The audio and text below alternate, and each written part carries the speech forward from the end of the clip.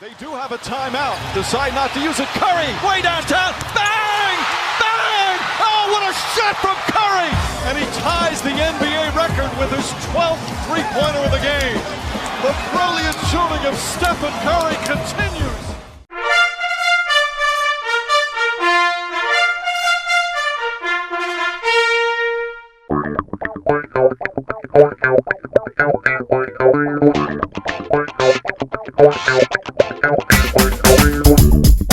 Alô galera do Primeira Descida, estou de volta, sim, Rodrigo Nascimento, estou aqui na apresentação de mais uma edição do Time Out, o podcast oficial da equipe do Primeira Descida, onde nós damos uma pausa de falar do futebol americano das equipes aqui de São Paulo para falar das ligas de esportes americanos, né? Tanto as ligas americanas quanto as principais ligas dessas modalidades aqui no Brasil. Aqui no Brasil as atividades, por enquanto, esportivas, só o futebol retornou, né? E o automobilismo recentemente. As outras competições estão paralisadas, mas nos Estados Unidos tudo está voltando aos pouquinhos. Na semana passada, quem acompanhou o nosso podcast anterior ficou por dentro de tudo do início da temporada da MLB, a temporada curta, com apenas 60 jogos e tudo mais.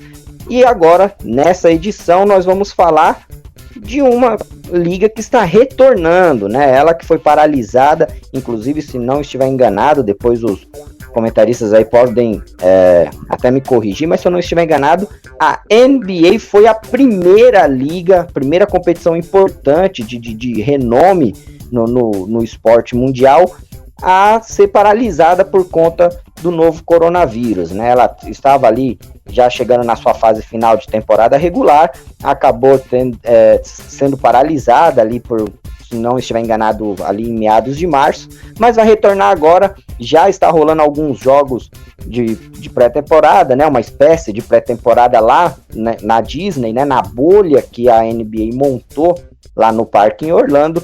E vamos ter agora, a partir do dia 30 agora de julho, 22 equipes dentro dessa bolha criada pela NBA, dentro do parque da Disney, né? O Space Jam da NBA, o Space Jam real da Disney, né?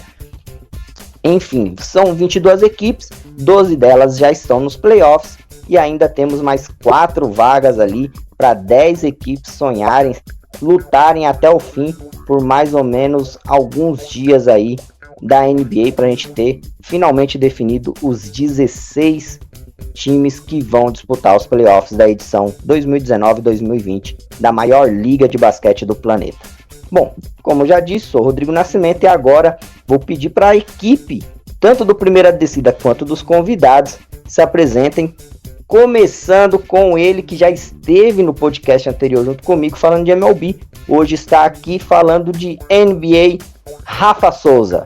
Fala Nascimento, e aí pessoal ligado aqui no Time Out. Bom, semana passada a gente estreou, né, falando sobre a Major League Baseball, e agora vamos lá com a NBA, né, a liga que está parada desde o dia 11 de março, né, quando foi diagnosticado o coronavírus no Rudy Gobert, jogador do Utah Jazz. A liga então, como você falou, Nascimento, foi a primeira a decidir paralisar a temporada por tempo indeterminado. À medida que os meses foram passando, a liga foi estabelecendo seus protocolos de segurança, foi pensando em alternativas para como poderia voltar, e agora a gente vai ter, nessa semana, o retorno dessa fasezinha final, né, que seria a da temporada regular, para a gente definir como é que ficam os cenários para os playoffs. Olá, gente, aqui é a Vitória Corrêa, escritora área restritiva e do Jumper Brasil, e também cobrindo WNBA no Backcourt WNBA no Twitter. E hoje eu tô aqui para tentar ser um pouco não clubista, outra vez um pouco clubista, falando um pouquinho sobre quem vai conquistar a última vaga, quem será o Rook of the Year e outras coisinhas mais. Fala pessoal, aqui é o Antônio Júnior, também escrevo sobre NBA e NBB para o Jumper Brasil, faço parte do pessoal do Primeira Descida, cobrindo o futebol americano em São Paulo, e hoje a gente vai dissecar um pouquinho desse retorno da NBA que já está para começar nos próximos dias.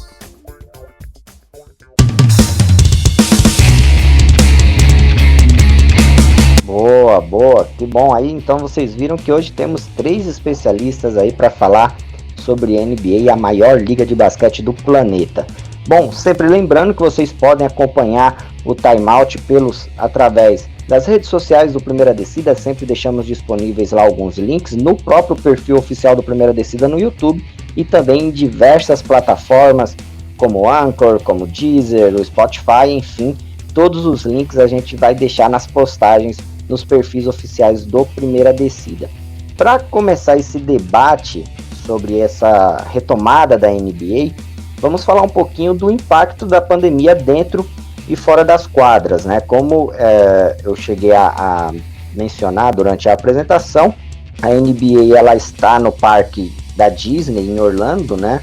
São 22 times que vão definir a temporada 2019-2020 com diversos protocolos de segurança, já estão lá há diversos dias. Esse parque da Disney foi inaugurado em 1971 e fica localizado cerca de 30 quilômetros a sudoeste da cidade de Orlando, na Flórida, né? Ele que é conhecido como o complexo do Walt Disney World, né? A grande casa do Mickey. Agora vai ser dominado pela NBA. A NBA vai realizar suas partidas decisivas lá. A temporada vai ser retomada oficialmente agora no dia 30, já com 2 jogos, né? Teremos agora no dia 30 o Pelicans que vai enfrentar o Jazz, né, às 19h30, na sequência às 22 horas, esses horário de Brasília, óbvio, às 22 horas teremos mais uma batalha de Los Angeles, né, Lakers vs Clippers, jogo interessantíssimo para acompanhar, até porque são os 2 primeiros aí da Conferência Oeste. Então essa vai ser a retomada da NBA, aos poucos tudo voltando ao normal das competições, e é isso que eu gostaria de ver com vocês. Rafael, eu gostaria que você falasse um pouquinho sobre esse impacto da pandemia, né, que a NBA já sofreu logo de cara, né, como você disse, os primeiros casos surgiram na NBA, a NBA foi a primeira liga a fazer essa paralisação e interromper as atividades, vai ser retomada agora, já com um número reduzido de equipes, nem todas as equipes foram para a Disney, né, 8 ficaram de fora, apenas aquelas que têm chances de lutar pelos playoffs foram para lá, sem falar que até mesmo a própria definição de vagas para os playoffs sofreram alterações, né, para essa fase final da NBA. Então gostaria que você, o Antônio e a Vitória debatessem um pouquinho sobre esse assunto, começando óbvio com você. Bom, pessoal, então a dinâmica da temporada ela mudou totalmente com a pandemia, né? Primeiro porque a gente tem o fator casa, normalmente, que dessa vez não vai ter nenhuma influência, já que todos os jogos estão sendo realizados em Orlando e sem torcedores. Então a gente não vai ter aquela atmosfera de um time contando com o apoio da sua torcida, de tentando intimidar de alguma forma ou atrapalhar os adversários. Então isso já de cara já é uma coisa que pode mudar em muito as projeções para os playoffs, ainda mais porque a gente vai ver como cada equipe vai se comportar com esse novo cenário. De alguma forma, esse cenário pode ajudar equipes que vinham tendo problemas fora de casa, né, num ambiente assim mais hostil, num ambiente que não é o que estão acostumados. É o caso do Philadelphia 76ers e do Miami Heat, que tinham campanhas excelentes dentro de casa, mas fora de casa tropeçaram um pouquinho, né? Outro fator que é inegável é que a própria pandemia, ela força alguns jogadores, inclusive, a abdicarem de jogar essa temporada.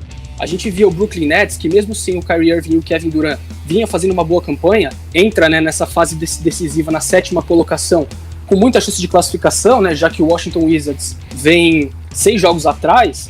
Só que, em compensação, o Spencer Dinwiddie, um dos principais jogadores, já avisou que não vai jogar por preocupações com o coronavírus. O mesmo para o DeAndre Jordan. O Kevin Durant e o Kyrie Irving falaram que não querem acelerar, de alguma forma, os seus processos de recuperação para tentar jogar já agora. Ou seja, o Brooklyn Nets vai conseguir muito provavelmente a classificação, mas a tendência é que seja, inclusive, até varrido logo na primeira fase, porque o time está muito desmontado. Eu até trouxe alguns veteranos, como o Jamal Crawford, mas o time, a base do time inteira não tá em Orlando agora, né? E num possível cruzamento fica com o Toronto Raptors, que vem numa fase ótima. Outra coisa, né, que pode afetar muito essas equipes, algumas equipes elas vinham num momento bom no final da temporada e de alguma forma elas perdem aquele embalo que elas vinham, né? A gente via os Lakers, por exemplo, vindo numa crescente. É lógico que os Lakers já seriam favoritos e vão continuar sendo favoritos, mas de algum momento a gente tem que ver, né, se aquele momento que o time vinha de se consolidando com a primeira campanha do Oeste, de repente acaba não ficando um pouco para trás. A gente vinha times que vinham muito mal e de certa forma agora tiveram tempo para repensar tudo, então podem voltar de repente num momento bom. A gente tem o caso do Indiana Pacers, que vinha jogando sim o seu principal jogador, o Victor Oladipo, e agora ele tá de volta, né, 4 meses depois da pandemia, ou seja, é um cenário que tá bastante incerto, porque a gente depende de ver como cada equipe vai lidar com essa questão de não ter torcida. Então, acho que a gente pode ter, nesse cenário agora da pandemia, uma briga muito mais aberta do que a gente teria em circunstâncias normais. Bom, eu concordo totalmente com o Rafael, acho que ele falou bem o que eu penso também, e assim, falando um pouquinho sobre essa última fala dele, eu acho que alguns times se beneficiaram com o tempo de recuperação de alguns jogadores, que é o caso do Pacers e do Oladipo. Então, de certa forma, a pandemia, essa paralisação, ajudou em alguns momentos, e isso vai ser importante para manter o nível das equipes e dos próprios jogadores, porque sem torcida, sem o ambiente hostil que a gente tanto gosta e tudo mais, quem vai ter que fazer essa parte também vai ser os jogadores. Então vai caber a eles tentar até mais trash talk, desestabilizar de alguma forma. Enfim, eu acho que o Rafael pontuou muito bem como a pandemia afetou a NBA. Vale lembrar que o Oladipo volta pro Pacers, mas alguns dias depois o Pacers perdeu o Domantas Sabonis, né, que vinha sendo o principal jogador da equipe na temporada, que se machucou, já não vai jogar esse restante de temporada.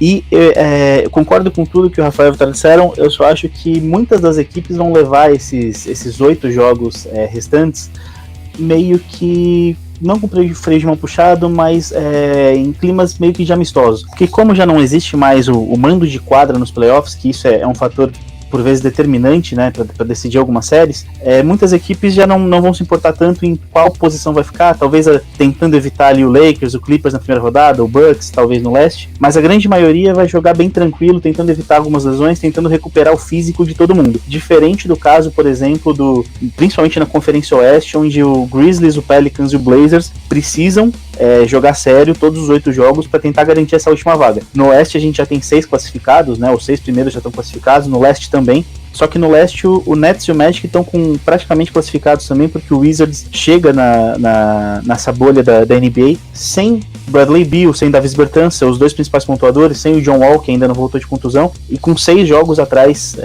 do Orlando Magic. Então é uma situação completamente difícil para o Wizards de conseguir essa vaga. Tirando então essas equipes do Oeste e o Nets e o Magic tentando decidir quem vai escapar do Bucks na primeira rodada, eu acho que todo mundo vai jogar meio que só para recuperar físico, recuperar a forma dos jogadores para quando a competição realmente for pegar. Não, só no Oeste a gente tem um cenário muito parecido também com Dallas, né? Dallas tá em 7º, mas tá praticamente classificado. Para Dallas ser eliminado teria que ser uma catástrofe, né?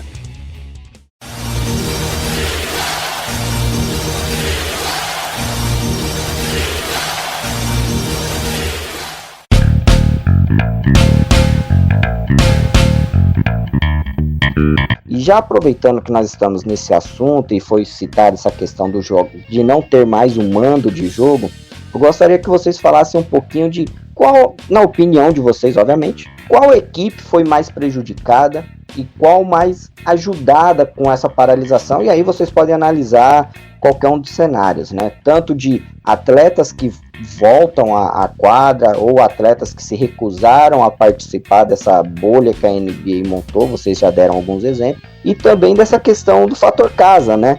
Quais equipes de repente podem se dar bem com essa ausência de pressão? O Rafael também pontuou isso, que algumas equipes tinham maior facilidade jogando em casa do que fora, e quais equipes podem sair no lucro, justamente por essa ausência de pressão. Eu queria que vocês se aprofundassem um pouco mais nisso. Começando com você, Antônio, fala aí para nós o que você acha de qual equipe mais prejudicada e qual mais ajudada com a paralisação. Cara, eu acho que a mais prejudicada, acho que, como o Rafael já disse, foi o Nets.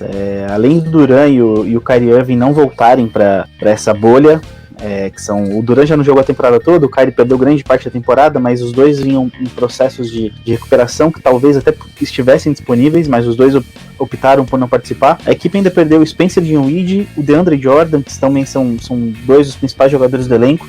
Vai ter que contar com jogadores muito jovens, né? O Caris LeVert, o Jarrett Allen para substituir esses jogadores. Então acho que perdeu muito. E é uma equipe que vinha em ascensão, né? A equipe do Nets terminou a temporada vinha nos últimos 5 jogos antes da paralisação eram 4 vitórias, incluindo uma em cima do Lakers e uma virada em cima do Celtics, que a equipe chegou a tá perdendo por 17 pontos, e o Caris LeVert fez 51 nesse jogo. Então o Nets pra mim foi muito prejudicado com essa paralisação e com essa volta.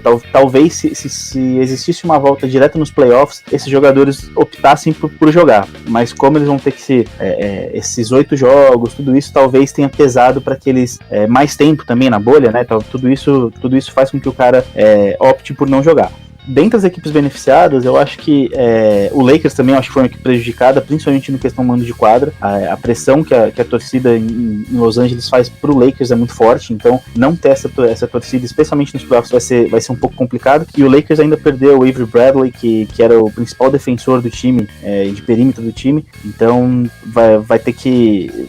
Não precisa ver como que o Frank Vogel vai armar esse time para defender, porque tanto o J.R. Smith quanto o John Waiters não são jogadores com essa qualidade defensiva. Eles vão matar umas bolinhas de 3, ofensivamente vão agregar bastante, mas na defesa o Lakers perde bastante. Das equipes beneficiadas, eu acho que o Clippers, muito pela questão de não ter... É uma torcida que não é tão grande. Los Angeles é uma cidade majoritariamente do Lakers, então o Clippers muitas vezes, inclusive nos jogos onde o Clippers é mandante contra o Lakers, o torcida do Lakers é maior, então acho que o Clippers não vai sentir tanto essa falta de torcida, mas eu acho que tem 2 equipes que foram mais beneficiadas. Uma que é o Rockets, que é uma equipe que terminou março muito mal, né? Vinha em março com uma vitória em 5 jogos.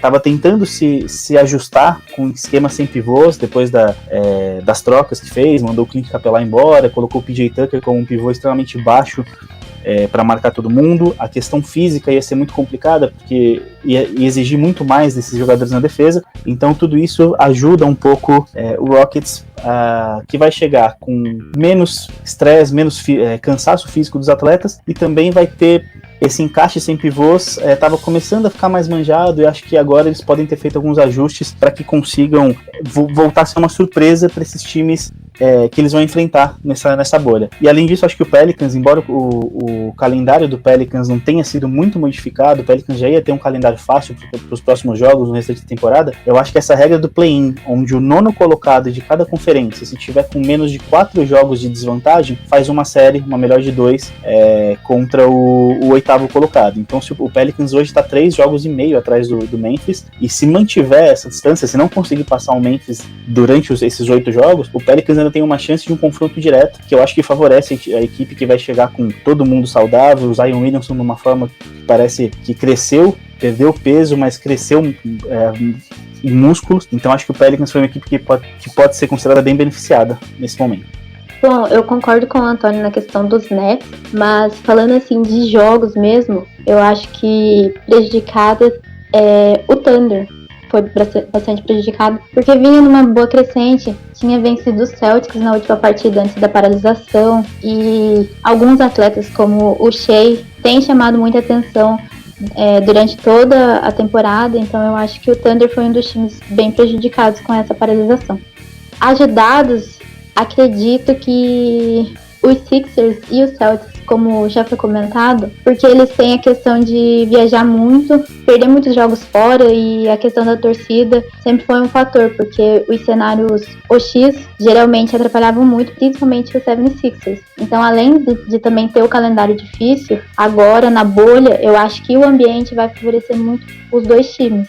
Sem contar também o já citado Pelicans, e acredito que o Grizzlies e o Portland também foram ajudados nessa questão de calendário, porque apesar da parada, apesar da modificação, o Grizzlies, por exemplo, tinha um recorde de 4 vitórias e 4 derrotas nos últimos 8 jogos antes da paralisação. É o mesmo recorde do Pelicans, aliás, mas de certa forma eles também foram ajudados, porque é um time que oscila muito, e talvez, como o Antônio disse, estaria em desvantagem caso acontecesse esse mini playoff contra o Pelicans, por conta da diferença de vitórias ao final disso tudo. Então eu acho que alguns times, como eu posso dizer, alguns times grandes, como os Sixers, foram bastante ajudados, ao mesmo tempo que equipes que não estão constantemente na mídia também foram ajudadas com essa paralisação.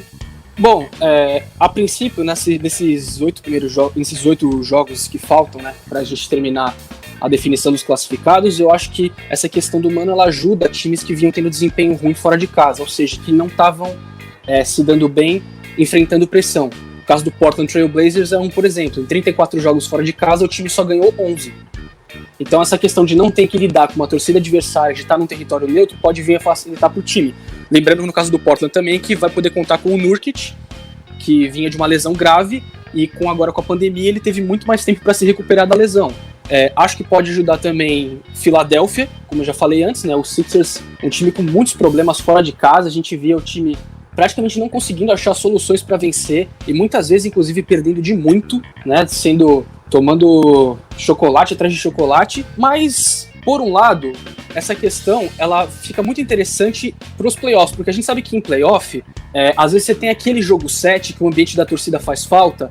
Nesse caso, ele deve diminuir um pouco. Obviamente que cada um dos times que estão nos topos das conferências vão ser favoritos, independente de qualquer coisa, mas num eventual jogo 7, por exemplo, esses times mais bem ranqueados, caso dos Bucks, por exemplo, ou do próprio Toronto Raptors, que teve uma torcida que se envolveu muito com o time no ano passado, ela não vai ser fator, né? Vai ser puramente só os times, os treinadores, e é isso. Então, vai ser um aspecto interessante. Talvez as equipes que teriam essa vantagem em circunstâncias normais, num eventual jogo 7, no momento de decisão, talvez aquele apoio da torcida acabe faltando. No caso dos Lakers, por exemplo, que tem uma torcida fanática, no caso do Boston Celtics também, os Bucks, por exemplo. Então, por um lado, a gente até fica com a impressão que é um pouco injusto, né? Porque esse fator é natural, os times fizeram por merecer poder jogar em casa, ter a sua torcida, mas por outro lado a gente tem, na teoria, como ver jogos um pouco mais equilibrados, né? Talvez uma série que a gente batesse o olho, né, no cruzamento e falasse, isso aqui é varrida.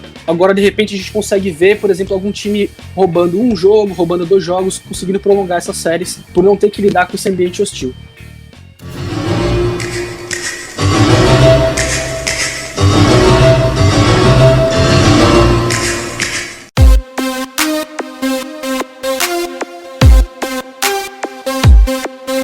Vamos falar um pouquinho agora de quem pode incomodar Bucks no leste e Lakers no oeste, né? São as duas equipes aí que estão na liderança. O Bucks numa situação até mais confortável no leste, só um desastre poderia tirar o Bucks da liderança, é praticamente impossível. O Lakers não tem uma vantagem tão enorme assim quanto o Bucks, mas é uma vantagem considerável também dentro do que estamos prevendo. Não sairá da primeira colocação, então gostaria que vocês falassem um pouquinho sobre isso. Quem pode incomodar Bucks no leste, Lakers no oeste? Começando com você, Vitória. Fala pra nós aí o que você acha, quem vai incomodar os líderes nessa nova fase da NBA pós-pandemia. Bom, eu acho que, como você falou, o Bucks já tá super garantidíssimo, né? Mas uma equipe que eu gosto bastante de ver, e eu acho que às vezes não leva muito crédito, é o Raptors. Eu acho que o Raptors é uma equipe que se mostrou fantástica. Os jogadores têm um fit muito bom entre eles. É difícil você olhar um time que tem Siakam, Ibaka e Gasol e pensar, nossa, como esse time vai dar certo, os caras são super altos, pivôs, alas, e enfim. E aí você chega no time e eles têm lá o Kyle Lowry que faz os grandalhões jogarem, e é uma coisa excepcional, e não é à toa que, com a ajuda do Kawhi, obviamente, que o time foi campeão. Apesar de que, pra mim, parece que todo mundo esquece um pouco disso. Mas eu acho que o Raptors ainda é um time muito bom e tem que prestar muita atenção nele, porque, afinal, antes da parada, era o time que mais chegava perto do Bucks, né? Eles terminaram entre aspas, com 46 vitórias. Apesar de eles terem terminado esse momento com algumas derrotas, né? É uma equipe para ficar de olho. E do lado dos Lakers, que geralmente é mais disputado, né? A gente costuma falar que a conferência oeste é uma terra sem dono, porque é bem disputado. Eu acho que o Oklahoma pode dar algum trabalho, como eu já comentei sobre a ascensão do Shai Gilgeous. Eu acho que ele é um jovem que pode dar muitas vitórias pro Oklahoma daqui a um tempo, não pensando só nesse ano.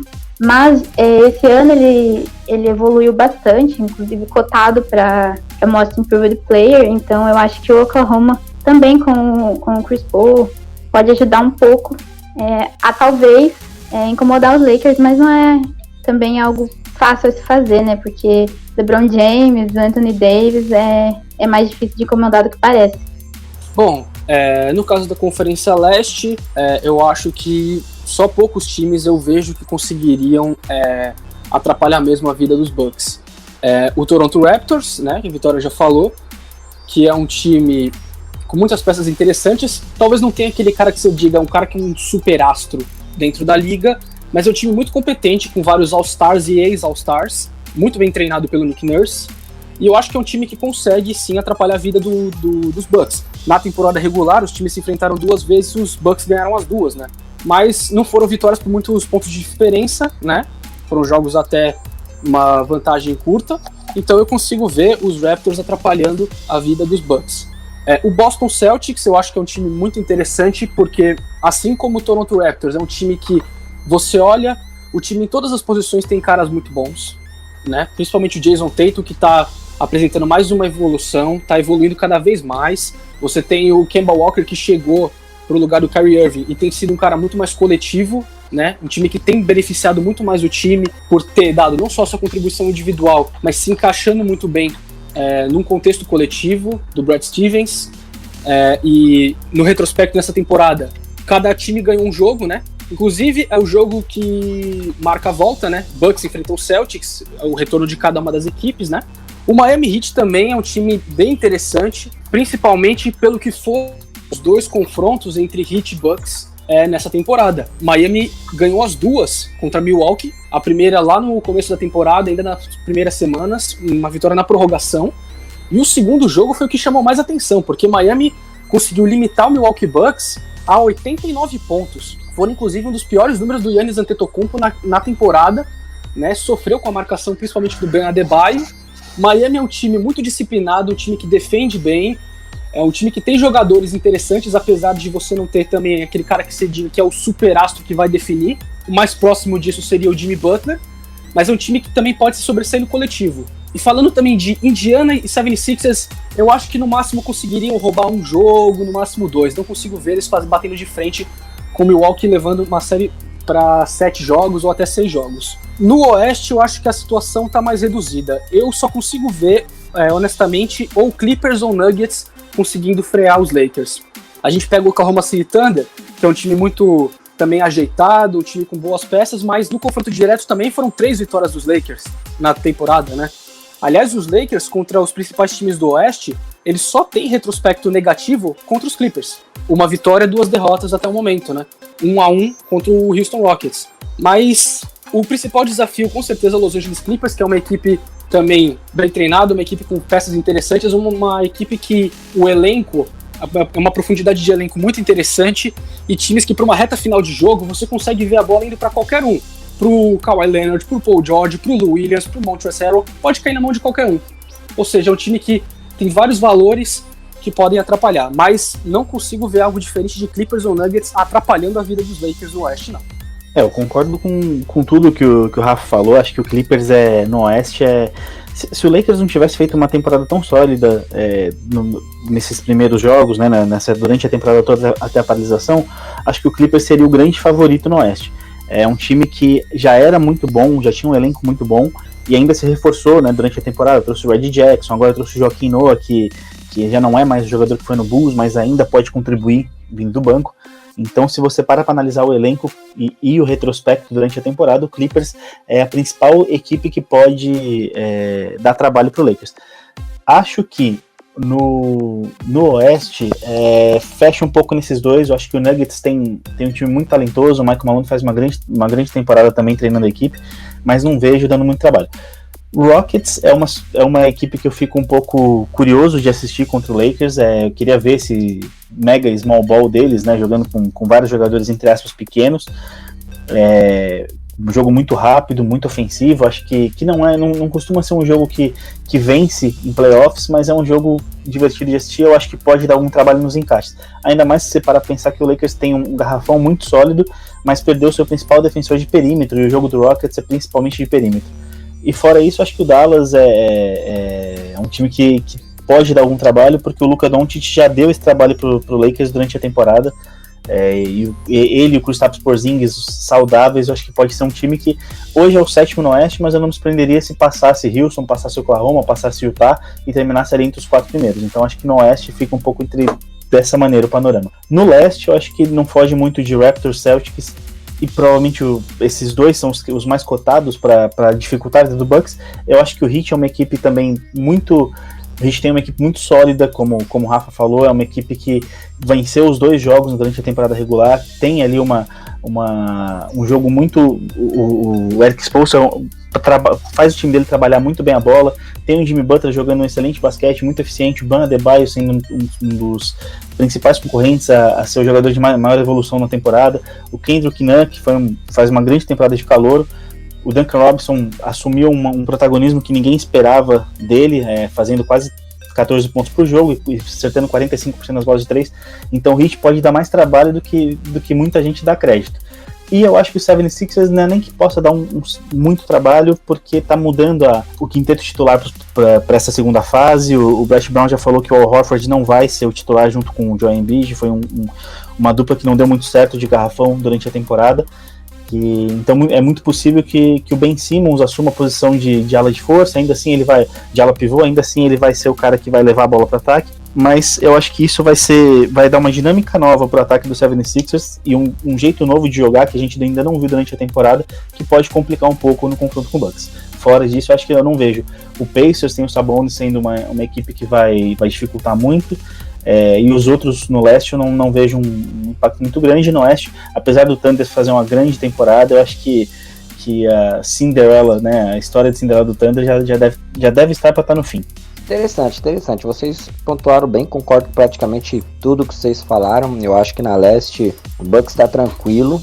Eu, sinceridade, vejo o Bucks muito acima dos demais, não é à toa que abriu essa vantagem e mesmo até a Vitória comentou, antes da paralisação da NBA, o Bucks passou por alguns maus bocados ali, perdeu alguns jogos das últimas rodadas que aconteceram antes da pandemia, mas ainda assim o Bucks eu vejo ele muito superior aos demais. Na minha opinião, talvez o Toronto Raptors pode ser a grande pedra no sapato do Bucks, e como o Raptors deve ficar com a segunda colocação na conferência, eles devem se cruzar apenas numa possível final de conferência.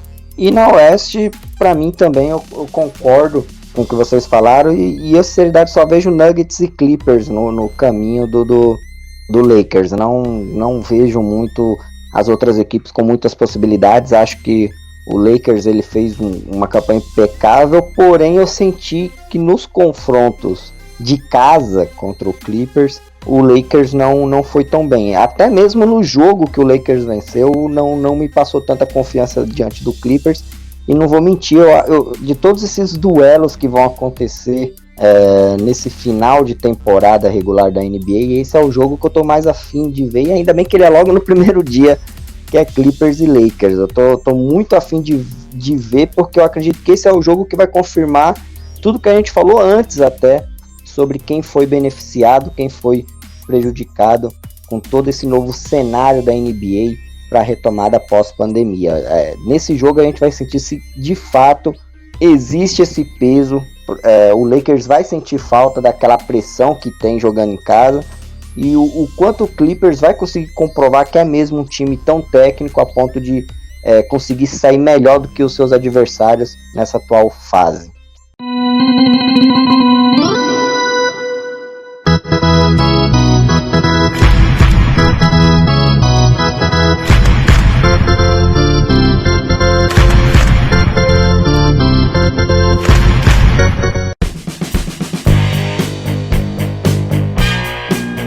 Bom, vamos avançar um pouquinho aqui no assunto. Agora vamos falar sobre quem vai ficar com a última vaga de cada conferência. Teremos esse lance da repescagem, né, entre o 8º e o 9º colocado. Isso, obviamente, se a diferença deles ficarem entre 4 vitórias. Lembrando que em cada conferência 6 equipes já estão garantidas. A situação na conferência leste já está um pouco mais definida. Na oeste tem um batalhão de gente ainda iludido com a vaga, mas vamos ser sinceros, né? Tem uma galerinha ali que na verdade foi mais para curtir a Disney, né? Não vai ter tantas chances assim. Entre eles eu incluo meu querido Spurs. É uma pena, não queria ser tão pessimista assim, mas eu não vejo muitas chances. Eu gostaria que vocês comentassem, começando com você, Rafael, sobre quem você acredita que vai ficar com as últimas vagas aí das conferências Leste e Oeste da NBA 2019-2020. Bom, no Leste eu acredito que as coisas vão ficar como estão hoje, né? Com Brooklyn e Orlando ficando com as duas últimas vagas. Eu, no momento, tendo a acreditar que vai ficar Orlando em 7º e Brooklyn em 8º. Por essa questão que a gente já falou, que o Brooklyn Nets vai para a bolha muito desfalcado, sem alguns dos principais jogadores do time. E a diferença entre as duas equipes está só em meio jogo, né? Então eu consigo ver o Orlando Magic terminando em 7º. Eu não boto fé no Washington Wizards para conseguir essa última vaga. Time 24 vitórias, 40 derrotas na temporada, ainda tem algumas pedreiras aí no calendário também, tem 76ers, tem Pacers, Thunder, Bucks, Celtics, ou seja, é um calendário muito difícil para você tirar uma diferença de mais de 5 jogos de distância para o 8º, que hoje é o Orlando Magic. Então, acho que ficam, então, 7º Orlando Magic, 8º Brooklyn Nets.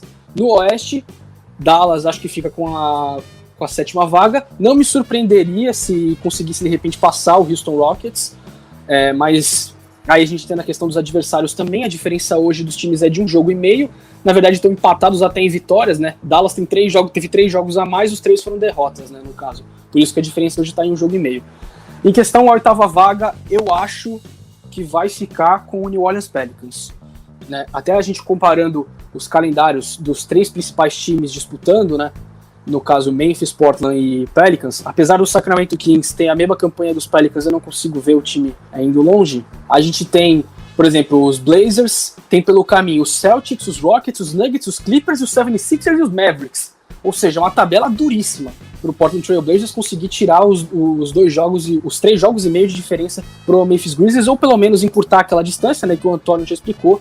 Mas mesmo assim eu não consigo ver os Blazers ficando com essa vaga, até porque estão com uma campanha muito parecida com a dos Pelicans. Eu vejo os Pelicans terminando à frente dos Blazers. Eu ainda acho que o Memphis Grizzlies vai conseguir ficar na 8ª vaga, mas a diferença dos Pelicans, a gente iria para aquele formato, né, que o Antônio já explicou, e eu vejo os Pelicans se dando melhor e conseguindo a classificação em 8º. Aí para cima a gente pode ter algumas mudanças ainda em posicionamento, a diferença dos times pode mudar um pouco, mas em questão dessas vagas que faltam, só ressaltando então, no Leste Magic e Nets, no Oeste Mavericks e Pelicans. Eu concordo com absolutamente tudo. Acho que o Leste só levou o Wizards para a bolha para dizer que tem alguma disputa. Porque o Wizards não tem a menor chance, não dá para descartar, obviamente, porque tudo pode acontecer, mas assim, a chance é muito pequena do Wizards conseguir tirar ou o Magic ou o Nets, ainda mais que tá indo sem o Bradley Beal, que é o seu principal jogador, e sem o Davis Bertans, que prefiro não ir pra bolha, porque ele tá em último ano de contrato, e ele ficou, entre aspas, com medo de ter uma lesão séria e não poder assinar um contrato maior para os próximos anos. Então o Wizards é uma opção praticamente descartada. Eu concordo com o Rafa, acho que o Magic ultrapassa o Nets nessa briga direta aí entre os dois, e deve terminar em 7º, tá com um elenco praticamente inteiro, diferente do Nets, que vai sem 4 dos seus principais jogadores, e então provavelmente deve ficar o Magic em 7º, o Nets em 8º, e o Wizards está indo para Orlando só para cumprir tabela, ver um pouco dos parques da Disney e ver se tem algum jogador novo ali no elenco que pode ser aproveitado para a próxima temporada. No Oeste, apesar de ter muitas equipes ainda possivelmente brigando pela vaga, eu não acho que o Suns tem alguma chance. O time não mostrou durante a temporada que possa ter brigar por essa vaga.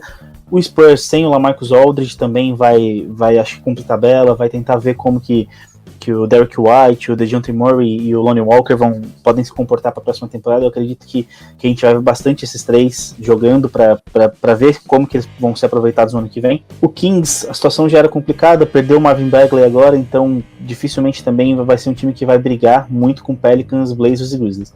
Eu acho que o Mavericks ainda não está confirmado oficialmente, mas é só um desastre vai fazer o Mavericks nos playoffs, então deve confirmar a 7ª vaga.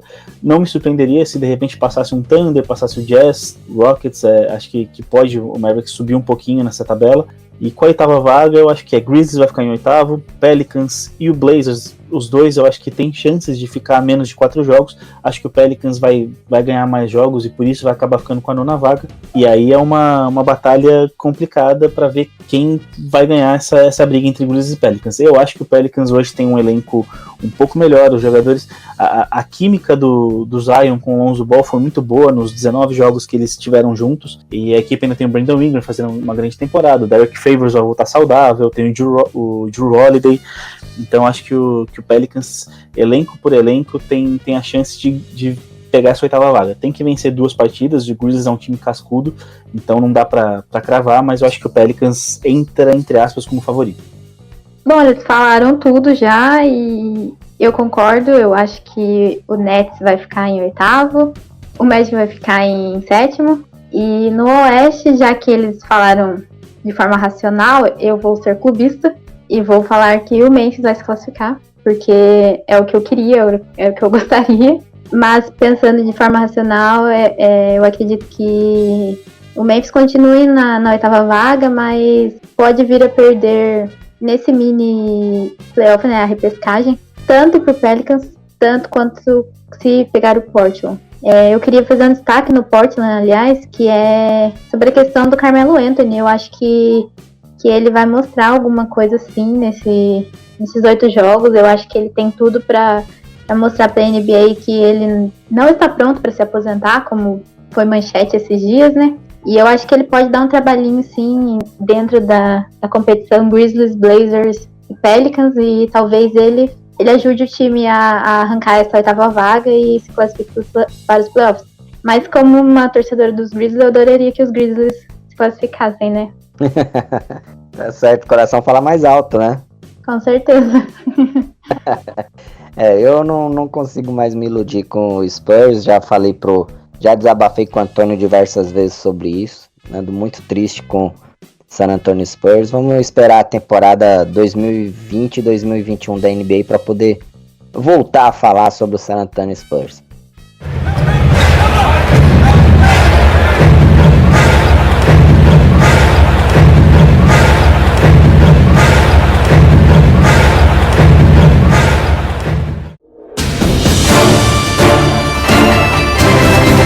Bom, a gente falou aí de toda essa questão, né, dessa nova NBA. Para a gente fechar os assuntos aqui que separamos, gostaria que vocês falassem quem é o novato do ano para vocês, né? Temos fortes nomes aí citados, até por vocês, alguns foram comentados, o próprio Antônio chegou a falar do Zion, e nesse sentido, eu gostaria de ouvir de vocês quem é o novato do ano, começando com você, Vitória. Bom, eu vou ser clubista, né, porque temos que ser clubistas, apesar de que não é necessário ser nesse momento, porque pra mim é meio óbvio que o Ja Morant foi, de fato, o melhor rookie nesse ano de 2020, 2019, 2020. Sem clubismo. Além da questão de jogos, né, ele jogou 40 jogos a mais que o segundo possível cotado para ser o Rookie of the Year, né? Não vou citar nomes. Minutagem, pontos, assistências, arsenal de jogadas. Ele se mostrou um jogador muito completo nesse sentido. Ele lembra muitas vezes o Chris Paul, o Derrick Rose. Ele mostrou que ele consegue ser um jogador maduro em alguns momentos. Óbvio que em alguns momentos ele fez algumas jogadas mais sem noção, digamos assim. Mas ele teve 17,6 pontos de média e 6,9 assistências. Isso, para um jogador profissional que já está há um bom tempo na liga, muitas vezes é complicado. E quando você vê um rookie fazendo isso, principalmente na questão das assistências, é uma coisa que você olha e tem que bater palma e pensar, poxa, isso é realmente um tópico considerável. Além disso, eu como torcedora do Grizzlies, e eu costumo comentar também muito no grupo que eu tenho no WhatsApp, a questão com o Ja e o Memphis não é uma coisa para presente, sabe? É uma coisa para futuro. A equipe, os torcedores, a comunidade do Memphis nos Estados Unidos, na cidade e tudo mais, acredita muito no Ja, no Brandon Clark, no Jaren Jackson, como a Next Generation mesmo, como a gente tá acostumado a ver aqui o Grizzlies postando, né, é uma aposta muito para o futuro. A gente chegou longe nesse momento e aonde a gente está, a 8ª posição dos playoffs, é muito por questão do Ja, e é uma coisa que ele trabalhou durante toda a temporada. Então, eu acho que, somando ao fato de que a equipe é uma equipe jovem, uma equipe que tem vontade de jogar, uma equipe que tem vontade de vencer, que se diverte em quadra, além dos números, questão de jogos e tudo mais, o Ja Morant é definitivamente o Rookie of the Year. E tem algumas outras peças que jogaram durante bastante tempo da temporada, como o Kendrick Nunn, que foi citado, ou até mesmo o Kobe White, que teve uma boa sequência de jogos em fevereiro.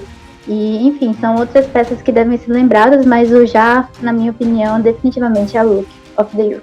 Olha, eu vou confessar que você me convenceu. Eu estava com uma opinião diferente, mas você me convenceu. Mas é que na verdade para mim foi muito parelho, né? Que teve, sei lá, eu acho que o Ja, ele tem essa questão que você falou, que Memphis já meio que adotou, assim, compreendeu que ele de fato faz parte ali, vai liderar de certa forma uma nova geração. Bom, Posso comentar mais uma coisa? Claro, pode, à vontade. A questão também do time, o Memphis fez uma temporada bem ruim na temporada passada, e aí, lógico, a gente conseguiu já, né, no draft, mas o Pelicans, apesar de também ter feito uma temporada ruim, tem umas peças que são bem melhores do que as peças disponíveis no elenco do Grizzlies, tanto da temporada passada, ou há 2 anos atrás, ou até mesmo esse ano. Então, de certa forma, o Pelicans é uma equipe que tem mais peças para usar do que o Memphis. E a gente está tentando fazer esse milagre de ir aos playoffs depois de tanto tempo, né? Com as nossas peças que a gente tem no banco, com alguns veteranos, como por exemplo o Tolliver. E enfim, eu acho que isso também deve ser levado em conta para decidir. Seguinte, eu concordo com esse último argumento da Vitória, que realmente o elenco do Pelicans é um elenco muito melhor do que o do Grizzlies, teoricamente no papel pelo menos, mas isso eu acho que é um fator até pro Zion ser eleito o novato do ano. Sem o Zion, durante toda a temporada, sem o Zion, o Pelicans venceu 38% dos jogos. A partir do momento que ele retornou, que ele, né, estreou na temporada, nesses 19 jogos que ele jogou, o índice subiu para 58%. Então não dá para... Entendo o argumento e concordo, mas eu acho que o impacto que o Zion teve nesses 19 jogos no Pelicans foi imenso. Dito isso, também acho que o Zion fez nessa pequena amostra dele, ele também fez algo dificilmente visto por novatos, né? Ele fez ali 23,6 pontos por jogo, 6,8 rebotes, foi um cara que não jogou 30 minutos por jogo, enquanto, né, os minutos dele foi muito parecido com o do Ja, e nas estatísticas avançadas, o Zion leva vantagem na grande maioria, win shares por 48 minutos, offensive rating. Ele é um cara que o impacto dele no Pelicans, desde que ele entrou, foi muito grande. Por isso que o Pelicans, inclusive, deu essa retomada para brigar por essa vaga nos playoffs. Entendo também que os prêmios não vão mais contar, só vão contar até o momento da paralisação, não vão contar daqui para frente. Então acho que isso é um ponto que o Ja leva vantagem, porque ele já botou o Grizzlies em 8º, mas não me surpreenderia se eu visse o Zion ganhando esse título de novato do ano, por vários aspectos. Um, por esse impacto que ele teve. 2, porque ele é o próximo cara da NBA. Desde o high school que se fala em Zion Williamson. Então ele é um cara que já está nos holofotes há muito tempo. Pode sim chegar de repente e roubar esse novato do ano. Mas eu concordo que por todo o retrospecto, o Ja Morant merece merece ser o novato do ano. Acho que ele fez 50 jogos a mais do que fez 40 jogos a mais do que o Zion. Teve que batalhar durante a temporada toda para botar o Grizzlies nessa 8ª vaga. A equipe sofreu com lesões, perdeu o Jaren Jackson em alguns jogos, perdeu o Brandon Clark, e ele manteve a equipe brigando desde o início da temporada. Então acho que no conjunto da obra, o Ja Morant é o novato do ano, mas pelo impacto que teve desses 19 jogos que ele começou, o Zion não me surpreenderia se ele levasse. Apesar do impacto que o Zion teve no time, que elevou o patamar do time, né, na metade da temporada, a gente tá falando de um cara que jogou a temporada inteira contra um cara que jogou aproximadamente um terço da temporada. Acho que isso conta muito, né? A disponibilidade do Moran também conta a favor dele nesse caso. E no caso a gente tá falando do Moran, que em todo momento foi o principal jogador do time, do Memphis Grizzlies. Se a gente hoje tá vendo o Memphis Grizzlies em oitavos, deve-se muito a ele. Como a Vitória já falou, o time, cara, pôde escolher ele na segunda colocação, ou seja, a campanha do ano passado foi muito ruim, né? Os Pelicans, óbvio, também tiveram uma campanha ruim, mas é óbvio que também tiveram sorte na loteria, né? A gente lembra que, pela cotação, o New York Knicks seria o time com mais chance, né?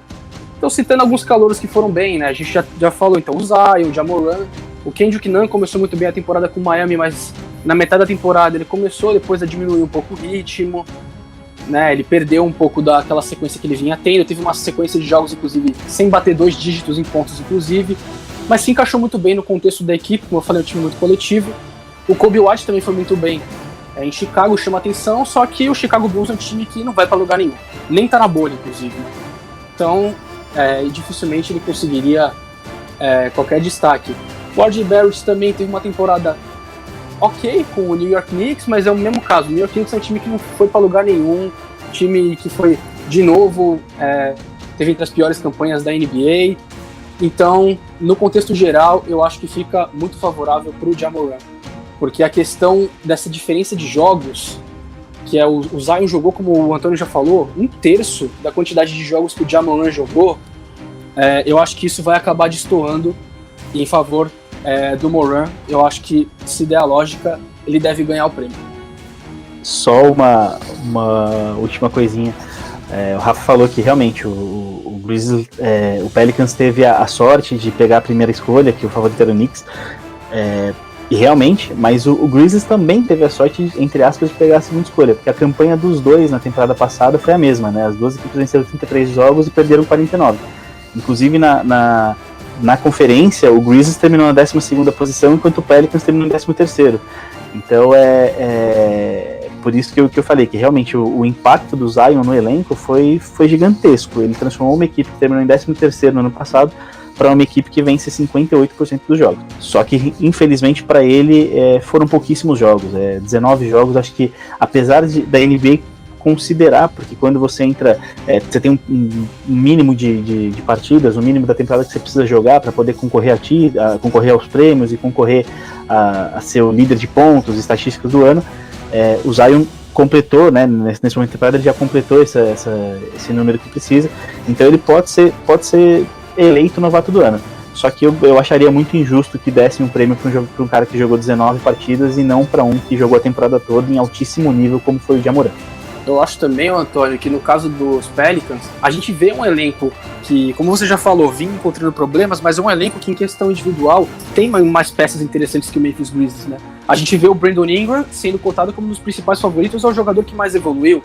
O Drew Holiday já é um cara de muita experiência já na liga. O Lonzo Ball também se encaixou bem com o Zion. Então, eu acho que até em questão de elenco, o cenário para o Zion, apesar do time vir no momento que as coisas não estavam indo bem, até pela essa questão individual, as peças que o time tinha favoreceram até um pouco mais esse bom desempenho dele. Obviamente que a gente não está tirando nenhum mérito do que o Zion fez, ele foi muito bem durante o período que jogou, só que é uma discrepância muito grande em número de jogos, né?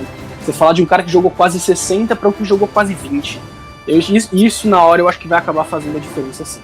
Só quero comentar o que o Antônio falou sobre a campanha do ano passado favorecer muito o Zion por causa do impacto, mas também se a gente pensar nisso, e pegando um pouquinho do que o Rafael falou, o Já pegou esse time que ficou em segundo na loteria desse ano, mas e transformou ele num time que praticamente durante todo esse tempo que antes da pandemia ficou em oitavo.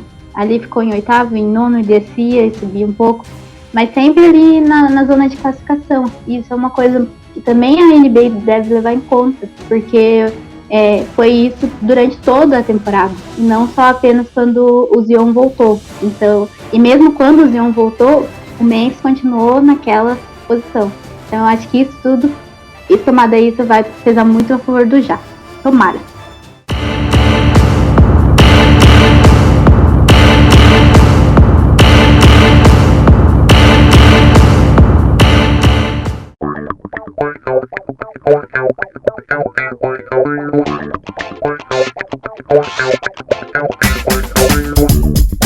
Bom, galera, gostaria que vocês fizessem a consideração final de vocês desse podcast. Enfim, espero que vocês aproveitem bastante esses jogos da NBA e, lógico, retornem ao podcast do Timeout, o próximo sobre a NBA, para a gente falar, quem sabe, aí já sobre os playoffs, as equipes já definidas, enfim. Gostaria que cada um de vocês fizesse a sua consideração final, começando com você, Antônio. Galera, foi um prazer estar aqui com vocês. Nascimento, obrigado pelo convite. É um projeto, não dá para dizer que é novo, né? Que está sendo retomado já da primeira descida e agora expandindo para esportes americanos. Então, te agradeço muito pelo convite. Estou muito ansioso para esse retorno da NBA. Espero que vocês tenham razão e que o Lakers siga dominando no Oeste. E que a gente tenha bons jogos. Quem falou isso foi o Rafa, né? Não, isso não vai acontecer, vai ser o Clippers, é o que eu falei. Eu não falei a palavra dominando o Oeste, eu só falei que eu só consigo ver 2 times que fazem frente. Eu não falei em nenhum momento segue dominando no Oeste. É nesse momento que pinta o clubismo, tá vendo? É nesses momentos. Mas prossegue, Antônio. Nessa hora que já acabou as análises, a gente pode, né, dar o nosso lado clubista. Mas espero que a gente tenha grandes jogos e que as equipes surpreendam e que seja, apesar de todo o problema da pandemia, a gente tenha um bom restante de temporada e uns playoffs muito bons. E espero estar aqui no próximo podcast do Timeout sobre NBA. Abraço, Rafael, abraço, Vitória, abraço, Rodrigão, tamo junto. Queria agradecer pelo convite, eu adorei estar aqui, adorei comentar com vocês. Eu queria fazer um comentário voltando bem lá atrás, quando a gente falou sobre o Clippers, né, e que eu até ia comentar, mas acabei deixando. Eu tô muito ansiosa para ver como o Kawhi e o Paul George vão se comportar nos playoffs. Eu acho que é uma dupla que pode dar muito certo, pode dar muito trabalho realmente. Eu também espero que todo mundo queime a língua com o Memphis, e que o Memphis se classifique, e que o Já seja o Roy, pra acabar essa discussão na minha timeline, porque todo dia tem alguém me marcando em alguma coisa do Zion, e eu não aguento mais isso. Então fica aqui o desabafo, né, porque eu não aguento mais. E acho que é isso, eu adorei participar, espero poder voltar em outro momento, e é isso. Obrigado, Rafael, obrigado, Antônio, obrigado principalmente a você, Rodrigo. Pessoal, foi mais uma vez um prazer aqui participar do Timeout. Próxima edição também votar, a gente vai falar bastante sobre a volta da NHL, que é mais uma liga aí que essa vai voltar direto nos playoffs, né? A gente vai falar mais ao longo dessa semana. Mas obrigado, curti muito o papo. Abraço para você, Nascimento, para Antônio, para Vitória. E vamos lá, e se Deus quiser, meu Miami Heat vai surpreender vocês e vai mandar os Bucks para casa na segunda rodada dos playoffs. No final o clubismo falou alto mesmo. Mas que bom que vocês têm esperança, queria ser que nem vocês. É que a vida do Antônio tá mais fácil, né? Que é o Lakers. Mas todos os demais precisam de milagres. Eu queria muito poder ter esse otimismo com o Spurs, mas já abri mão desde a 10ª semana da temporada regular. Bom, mas é isso, galera. Agradeço aí a vocês que terem participado desse podcast, o primeiro de muitos sobre essa temporada da NBA, e agradeço a você, ouvinte, que acompanhou até este momento esse podcast do Timeout. Não se esqueça de estar sempre atento aí nas redes sociais do Primeira Descida, sempre estaremos postando lá todos os links dos podcasts, eles também estarão disponíveis no perfil oficial do Primeira Descida no YouTube e, lógico, nas plataformas de costume, Spotify, Deezer, Anchor, entre outras. Sempre deixaremos na postagem todos os links de todos os serviços, todas as plataformas onde é possível escutar o Timeout. E como o Rafael mencionou, o próximo Timeout é sobre o retorno da NHL, essa sim, como ele mesmo disse, retornando já nos playoffs, então vai ser com ele, o Matheus Pinheiro. Vamos debater muito sobre o retorno do hockey, nosso querido hockey aí, a NHL retornando também essa semana para a alegria dos fãs apaixonados por hockey no gelo. E é isso, galera. Eu, Rodrigo Nascimento, me despeço por aqui, agradeço a paciência de todos e espero contar com a audiência de vocês no próximo episódio do Timeout, como já disse, sobre NHL. E é isso, valeu, obrigado, até a próxima!